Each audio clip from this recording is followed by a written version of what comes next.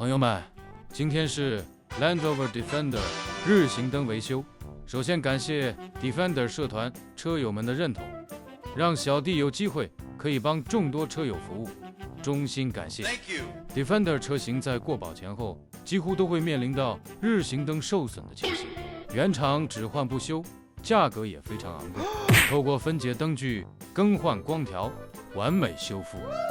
原厂灯具是冷胶大灯，重新密封后，无受损的灯边及胶槽，可以确保良好完整的密封性。更换完工后，日行灯恢复亮白之外，能文能武的豪华越野王者 Defender 依旧展现特有非凡的品味。可惜口袋不够深，只能纯欣赏。